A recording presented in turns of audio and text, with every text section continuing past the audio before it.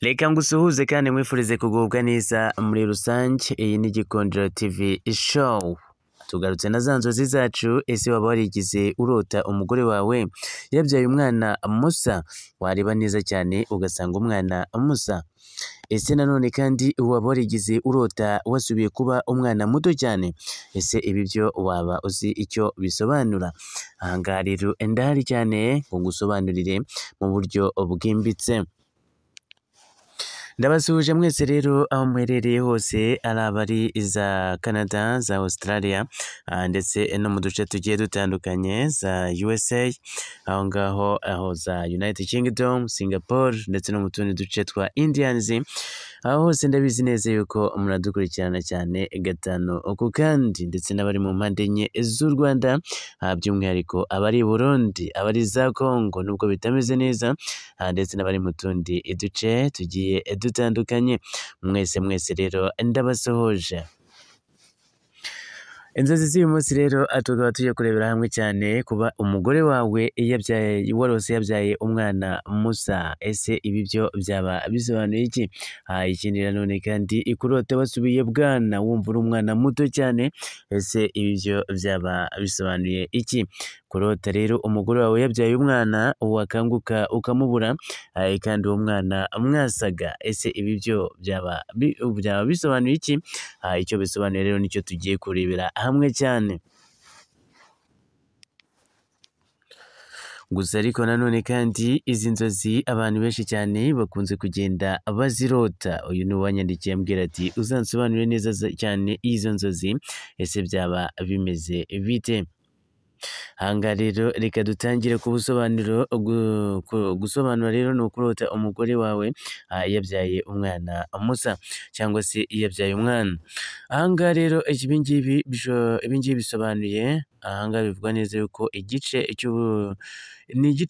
igisobanuro cyabyo ni igice cy'ubusabane cyangwa se urukundo rwanyu ushaka kongera gusubiramo mu buryo kandi bworoshye, ndetse ngo butarimo amakimbirane, nk'uko umwana aba atarafotorwa n'ibibazo.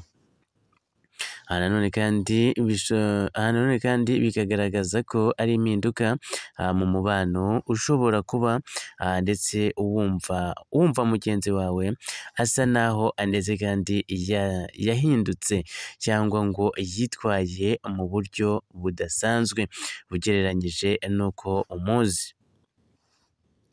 Mu bundi busobanuro kandi bishobora gusobanura ko urukundo rufite isuku, ndetse n'urugero rwo kubona umunyamahoro muri we.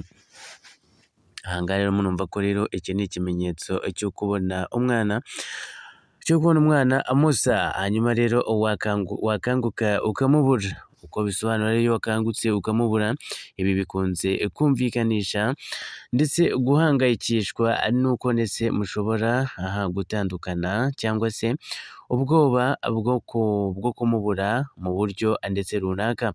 Aha rero ni ku buryo bw'umubiri, cyangwa se urukundo, cyangwa kumva mwatandukanye mu bitekerezo. Aha rero kandi nanone kandi bishobora kuba nk'ikimenyetso cy'uko uhangayikishijwe n'imibanire yanyu, cyangwa se urimo guhangana n'impinduka mu mubano. Aha rero nicyo bisobanuye kuba wakangutse umwana ukamubura. Aha ngaha rero bisobanuye byinshi cyane.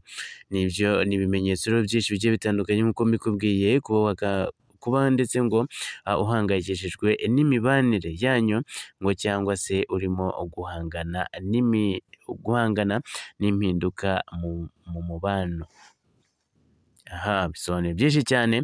Nanone kandi kuri step ya gatatu, ahangaha rero ngo ni mu buryo bw'umwuka ngo cyangwa se isura y'ubumenyi bw'inzozi.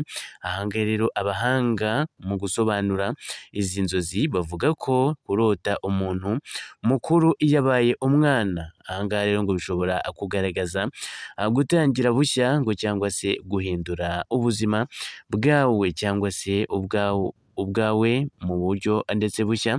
Ahangaha bushobora nanone kuba bwiza, cyangwa bwuzuyemo guhinduka kwiza. Aha ngaha rero nanone kandi ngo kumubura nyuma nanone bishobora gusobanura ko ibyo bihinduka bitarimo kuryoha. Ibyo bihinduka bitarimo kuryohera cyangwa se ukaba utarabasha kubyakira neza. Aha rero urumva yuko rero igisobanuro cyabyo ari icyo ngicyo. Aha ngaha gisobanuye byinshi cyane, aho ndetse kandi kurota wabaye umwana, nanone kandi kurota umuntu yabaye umwana muto nyuma ukamubura. Ibi rero bisobanuye byinshi cyane, aho ndetse ibintu biba bigomba kugenda bihindagurika. Ngaho rero mukomeze mubane natwe gatanu ku kandi, twiyemeje kugenda tubagererayo neza cyane.